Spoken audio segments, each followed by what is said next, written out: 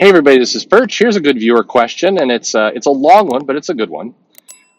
Is outrage the newest marketing strategy? Okay. The mail goes, "Hey Perch, I apologize if the question doesn't make sense, and I chalked it up to the poverty of my vocabulary." Oh, stop already. Your vocabulary is fine. You've written me several times. You write well, better than most. You do a good job. It says between based on tweets between you and Exalted Speed Rider on Twitter. That guy's got a wonderful account, by the way. It makes me wonder what's the point of that cover. What cover is he talking about? Well, I think in this case he's talking about Superman being in a protest march while a giant kaiju is coming up behind them. So, anyway, he says, or the writer says, I've always felt that the cover should be an indication of what's going to happen in the story. From the moment the cover was released, it seemed like there are a few groups online.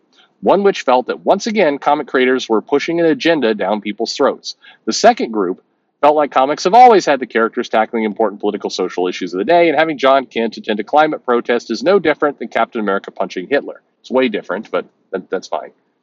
Uh, and here was the third group that just thought, well, he's Superman. Can't he just fix climate change in a few hours? Minutes. Also, hasn't John been to the future and seen that for the most part things turned out okay? I'm all being against global warming, but this is stupid. For the record, I was in that camp.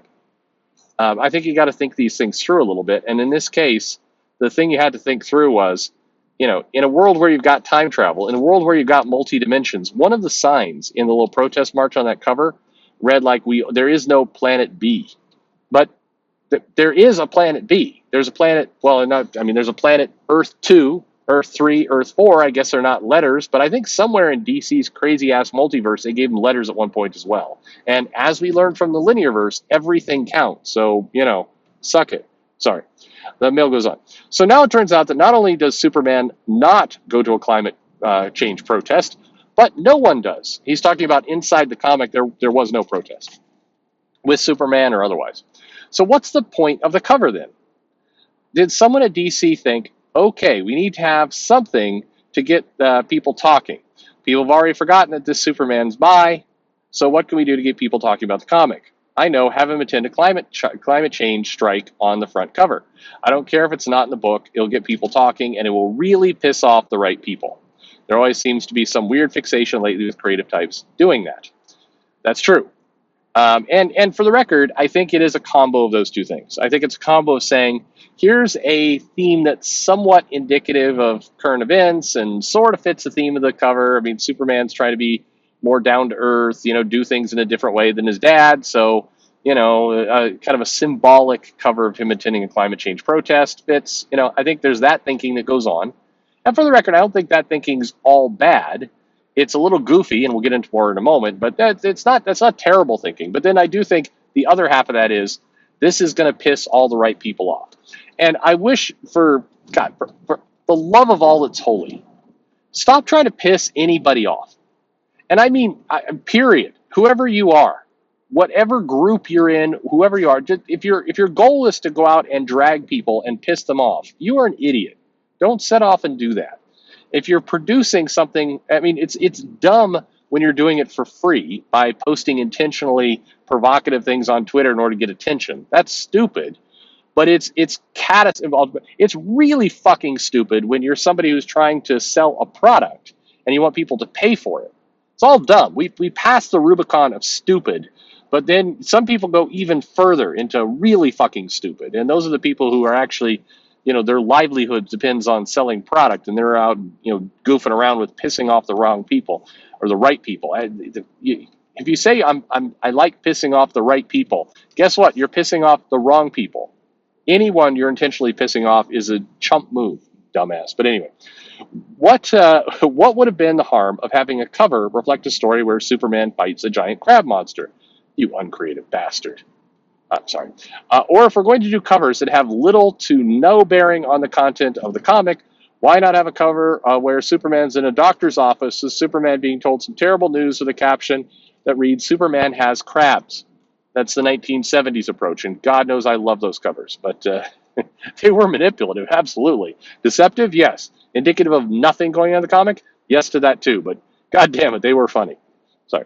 Personally, If I was in that second group I mentioned previously, who believes that social political issues in comics are okay, I'd be annoyed because I think they're just using this to sell comics, and they don't think they don't give a rat's ass about this, about the environment, and are just virtue signaling.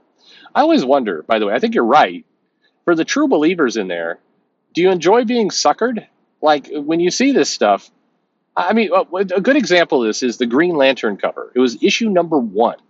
And we talked with Jeff Thorne on this channel about it. He had nothing, he has nothing to do with the cover. As a writer, he does not have a say. And this cover features Teen Lantern kind of scolding one of the Guardians, kind of chewing the Guardian out, and the Guardian looks kind of humbled by this kid giving him a good talking to, while all the other Green Lanterns are at the bottom of the comic looking up like, oh, there she goes again. Wah, wah. That scene didn't happen in the comic. It wasn't even thematically close to what happened in the comic. If you read the comic, it was actually pretty good with some space politics and some. Jeff brought some alien races we haven't seen for a while to the table. I know many of you do not like the Green Lantern run, and that's fine. Please put that aside for the moment. I'm not trying to get you to like the comic book, but I hope we can all agree that that cover was super deceptive, had nothing to do with the comic, absolutely nothing. Green Lantern would later have like Kilowog's Last Stand as the cover of the book. Kilowog not only was not in that comic, didn't have a last stand. Nobody had a last stand. Nothing on that cover was remotely accurate to what went on in that comic. Green Lantern has a huge problem with this. Whether it's I think Teen Lantern or Joe fighting the entire Sinestro Corp didn't happen in that comic. The way just like a lot of these things did not happen, flat out. They did not occur in the book that was sold. And that's different from the 1970s goofy Superman covers where like it would be like, why is Superman acting like a dick? Find out inside. These covers just nothing. And so I've always wondered if you are into, like, if you're a big Teen Lantern fan, what would you think when you bought that comic? Were you like, oh, Teen Lantern didn't chew out the Guardian in this comic? What a bunch of jerks! I bought this comic expecting to see this scene. It didn't occur. Aren't you? I would think you'd be as pissed off as anyone that you didn't actually get what was advertised to you, right? I mean, a lot of people got pissed off over that cover of like, I hate Teen Lantern. Why are they doing this? This is, agenda, virtue signaling, all that kind of stuff. Sure, but what about the people who actually wanted that? Like, those people got completely screwed. They they bought the comic, seeing this cover, going, "This is for me," and then got nothing. Like, I don't know. To me, that seems crazy. Whatever. So sorry, back to the mail. Why have a cover like this? Is it to generate buzz? No publicity is bad publicity. That's been proven patently false, but anyway. Or does it signify a lack of confidence in the story itself? And the best solution is to have a cover that gets people talking. Yeah, probably that one. Also, how much should a cover reflect what happens in the story? Sorry if this got a bit ranty. I'm puzzled by it and got time to kill before I go on vacation. I hope you enjoy your vacation. Or you're, based on when I'm getting to this video, you're probably already back. So we wound up talking our way through the topic as I was reading the mail. But I mean, I think there's a couple things that go on. You can have a comic where the cover reflects the story, right? 1-to-1. It's the cover is indicative of what happens. It's a direct parallel. A lot of comics in the 80s and 90s took this approach. The cover tended to be very reflective of what happened in the story. Then there's the cover that is more iconic. This is where, a lot of Alex Ross, Captain America is like looking into the distance with a steely glint in his eye and he's holding his shield. It really doesn't have anything to do with the comic, but it's, Captain America's in the comic and this is a cover with Captain America. And so, it's more of an iconic cover. So that's the second game. The third is something that's thematically relates to the story, but is manipulative. And this is what happened in the 70s, or to your example, what if Superman was sitting in a doctor's office saying, so you've got crab, Superman. That's more of the, manipulation style of comic book where, it is reflecting the story, but not really. And then you have the Green Lantern and the Son of Superman covers, which have, nothing to do with the comic. Climate change was not an issue in the comic. It is completely independent of what went on there, but it promised a story, right? It wasn't it wasn't like the 70s where it's like doing a jokey send up of whatever was going to happen in the cover. It's not iconic in the sense that it's not just a big iconic version of the character that you're going to be reading. It actually suggests a certain story. It suggests that Superman's going to protest something, or Teen Lantern is going to get into it with one of the Guardians. It's suggesting a plot that the comic has no intention of delivering. That last bit, that last camp, sucks. I hate those covers. I think they do a huge disservice to the writer. I have to wonder if the artist who's doing that is like, yeah, well, this is a dick move, but they're paying me. I mean, what is going on? Those covers absolutely suck. I'm of course, my personal belief, I like camp number 1. Covers reflect the story. I'll take the iconic cover as occasional pinup or poster. Usually like it when those are reserved for number 1 issues or anniversary issues, what have you, and not just every issue. And there's a sick part of me that loves the campy, manipulative covers of the 70s where it's like, why is Superman trying to kill Aquaman? It's like, well, that happens in the comic, but we're definitely, it's a bit of a bait and switch. Or DC used to do stuff like, in this issue Batman dies, and he does not die, but there is a moment, like there's 2 panels where Batman's in some mortal peril and people are like, oh my goodness, it looks like Batman is dead, and then he'd pop up in the next panel. But you could kind of cross your eyes and it sort of relates.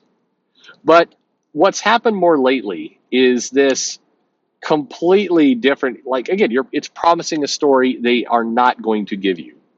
And in many cases, rooted underneath that is this will piss all the right people off. And I'm telling you, that has got to die a quick death. This will piss everyone off is tiresome. It's petty. It is it's the maturity and mentality level of a 3rd grader. It is stupid beyond belief. Stupid. If you are setting out in life to piss off all the right people, you have a pathetic shell of a life. The next time you see somebody on Twitter write, this will piss off all the right people, you could remind them that you are a pathetic joke of a human being. Of course, don't contact these people. Contact these people. Tell them they're being stupid. This is stupid. Why are you wasting your time trying to piss off a group of people you hate? This is irrational Looney Tunes behavior from childlike baby brains. You're dumb. Thanks for listening.